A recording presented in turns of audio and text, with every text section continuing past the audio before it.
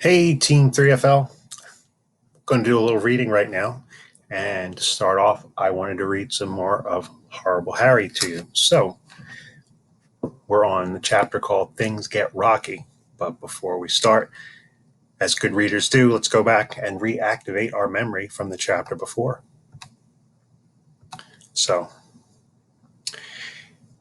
everyone studied the teacher's drawings, but most spiders are harmless. Sydney made a face. They're not my best friends. Then he paused. I am sorry about Charlie. His name was Charles, Harry snapped. Well, I think we should have a moment of silence for Harry's dead pet, Mary suggested. That sounds like a good idea, the teacher replied. So we did. We bowed our heads and closed our eyes and thought about Charles. Then Miss Mackle took us downstairs for a drink and a run in the sun. I think she wanted us to air out our brains. When we came back to the room, Sidney started looking around for something. Hey, he blurted out, someone stole my burnt wiener. Ah, yes, Harry's spider just got stomped on. Things get rocky. The next week, things got a lot rockier between Harry and Sidney. When we were getting off the bus, Harry said, Hey, Sid, how would you like to see me eat rocks for breakfast? Huh? Sidney peeked in the bag of rocks Harry was carrying. There was mica and pyrite and granite and quartz. How'd you like to see me eat rocks? Harry repeated. Sidney's eyes bulged. I'd love to see you do that. Well, it's going to cost you something, Harry said. You can't have my milk money, Sidney warned. I don't want your milk money, Harry replied. I want something else. What? To see if you can run around the playground 4 times and get to our room before the bell rings. That's it? Harry nodded. I'll be standing by the window counting to make sure you run each lap. Mary and Songley and Ida took a step back. You're eating rocks for breakfast, they said. If Sidney does his part of the bargain, Harry said. You're looking at the Roadrunner, Sidney said. See you in the room when you eat rocks. And he took off. Harry and I dashed upstairs and peered out the classroom window. There was Sidney racing around the playground. Each time he ran a lap, Harry held a finger up. Every now and then, Sidney would look up to see if Harry was watching. When Harry held up 3 fingers, I looked at the clock. 5 minutes to go. Sidney was slowing down. Finally, he finished the 4th lap. Just as he got in the room and plopped down in his seat, the bell rang. I made it, Sidney gasped. His hands were touching the floor. Now, it's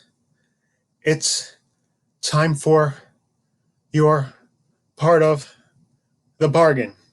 Harry opened up his backpack and reached for a napkin. He tucked it inside his shirt. Songley and Mary looked worried when he set the bag of heavy rocks on his desk. Here I go, he said. Then he reached into his backpack and pulled out a box of salt and shook some on his tongue. Poor man's potato chips. Sidney sat up. What are you doing?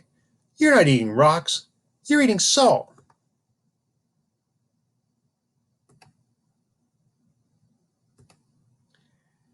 That's what salt is, Sid. Rocks. Harry leaned back in his chair just enough so he wouldn't fall and sprinkled some more salt in his mouth. Delicious. Sidney crossed his arms. I ran myself ragged to see you eat salt. Yup, Harry said, licking his lips. Mary and Ida smiled. Songley giggled. I just put 2 thumbs up. Sid had it coming for killing Harry's spider. I was actually enjoying 3rd grade until Miss Mackle made that dreaded announcement. Murder in the mine.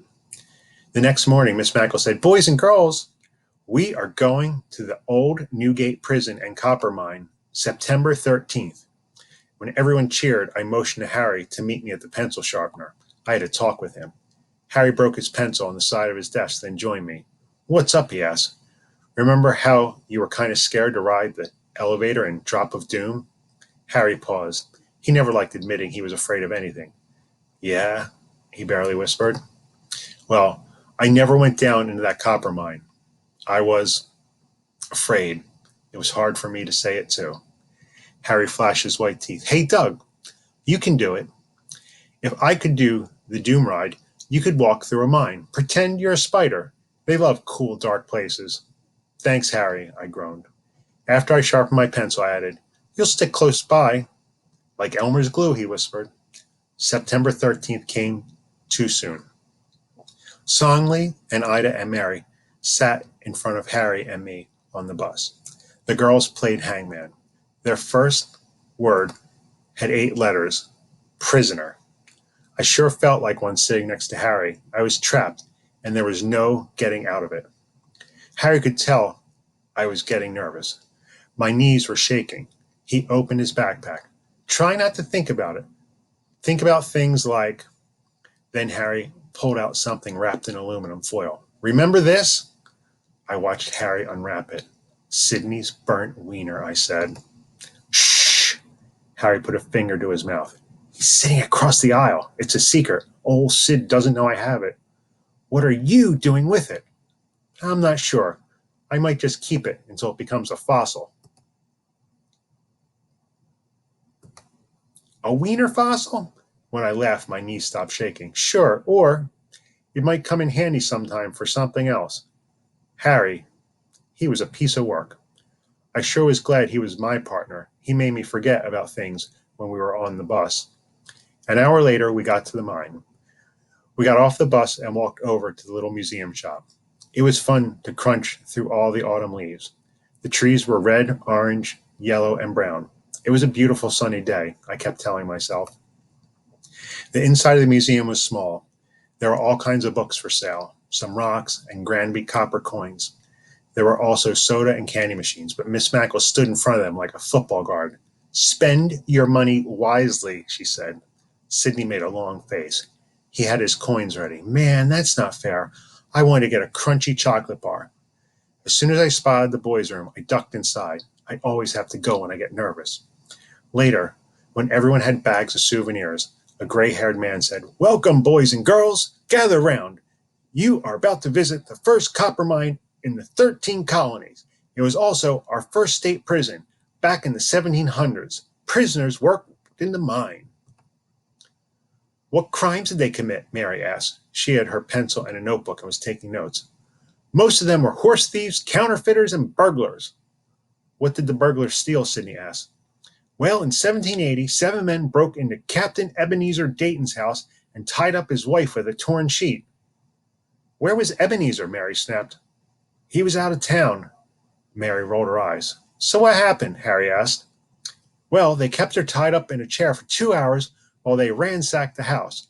They took coats, cloaks, gowns, silk handkerchiefs, silver, shoe buckles, a spyglass, 2 muskets, 4 halberds, and 450 pounds of gold, silver, and copper coins.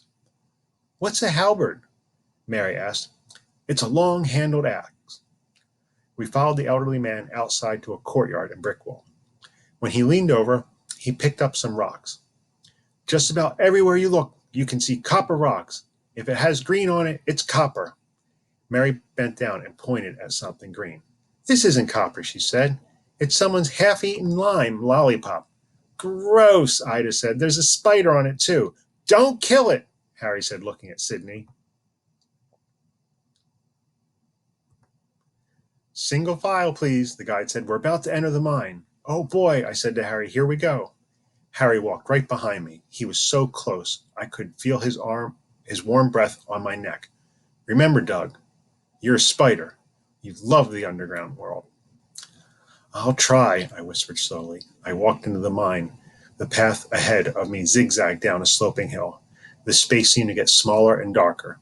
I clung to the railing when there was one. Neato, Harry said. This is cool. The guide heard Harry. Actually, it's 52 degrees all year round in this mine. Cool, Harry repeated. I stopped walking and looked at my arms. There were goose pimples on them. Keep moving, Harry said. I like the lanterns along the path into the mine, Mary said. They're neat.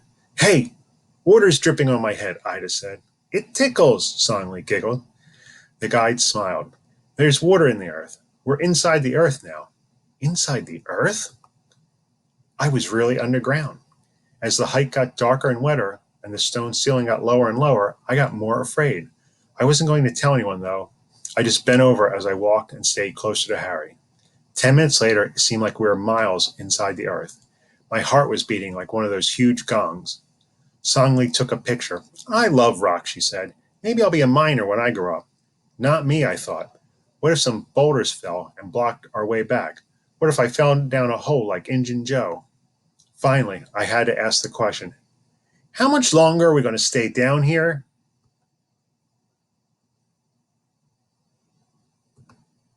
About 10 minutes, the guide said. 10 minutes. That was 10 times 60 seconds, which made 600 seconds to go. I started counting backwards. 600, 599, 598. Sydney must have noticed. I was nervous because he started teasing me about it. Got a case of the heebie-jeebies like Harry did on that Drop of Doom ride last summer? Harry raised a fist. When Sydney laughed, I could hear Harry growl. You can see over here, there's a large deposit of copper, the guide said as he shone his flashlight in the corner. Sydney turned around and whispered, It's really the green boogeyman. Suddenly I got mad. I never believed boogeyman stories. Sydney wasn't going to frighten me. Now I was more determined than ever to pretend I was not afraid. I kept on counting, only this time I didn't say it out loud. Harry gave Sydney a final warning. You better stop fooling around, Sid the Squid. After we turned and entered a small empty room, the guide asked everyone to sit down for a while and rest. His voice echoed off the stone walls. I have a ghost story to tell you, he said. I grabbed Harry's ankle and held on tightly. There once was a prisoner named Abel Starkey who saved $100. What was he in for? Mary asked. Counterfeiting money. He was serving a 20-year sentence. The guide continued the story. Starkey offered the cash to a guard if he helped him escape. The guard agreed because he wanted the money. He told Starkey about a path in the mine that was rarely used. It was behind a locked metal door. It led to an underground well that had an old rope used for pulling buckets. The guard said Starkey could use it to climb to freedom. What the guard didn't tell Starkey was that the rope was frayed in the middle. The guard didn't really want Starkey to escape. It was too risky. What if Starkey got caught? The guard thought. What if he told on him? The night of the escape, when everyone was sleeping in the mine, Starkey sneaked down the path to the old metal door. Yes, the guard had left it unlocked. Starkey opened it and raced to the well. When he got there, he climbed onto the rope and pulled himself up, up, up. When he got halfway, the rope snapped and he fell to his death. Legend has it that Starkey's ghost still roams the mine today, searching for a way out. Sydney closed his eyes and groped around with his hands. Ouch, Harry said. You hit my head. I am Starkey's ghost walking through the mine. Cut it out, Sid, Harry growled. He knew I was in bad shape. When Sydney kept it up, Harry unbuckled his backpack and took something out. It was too dark to see what. Then Harry stood up and tapped Sydney on the shoulder with his finger. What? Sydney said. Harry didn't answer. He just kept tapping Sydney's shoulder. Stop tapping me. When Harry didn't stop, Sydney grabbed Harry's finger and pulled it. Ah! Sydney screamed. I pulled Harry's finger off. Ah! The class yelled. We could tell Sydney was holding onto something and flopping it in the air. When the guide shone his flashlight on Sydney's hand, we all groaned. The burnt wiener.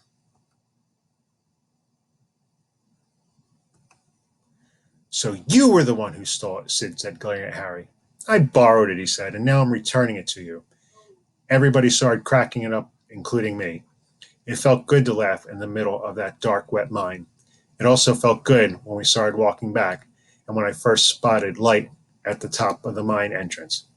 As soon as I got outside, I lay down on the ground and kissed the grass. Ah, I said, sweet earth, beautiful sky, delicious dirt.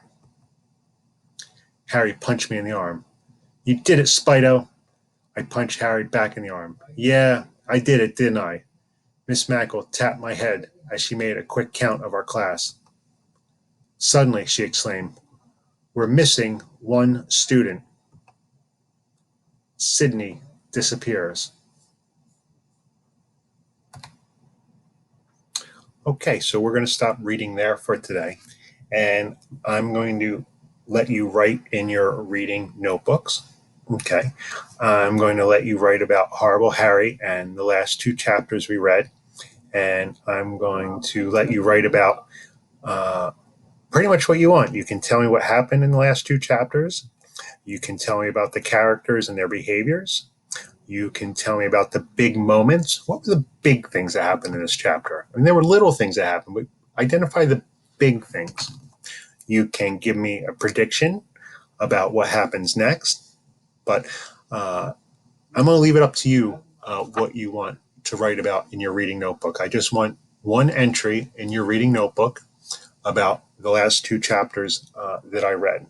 And you can use the reading notebook prompt sheet that is attached to your reading notebook for help as well.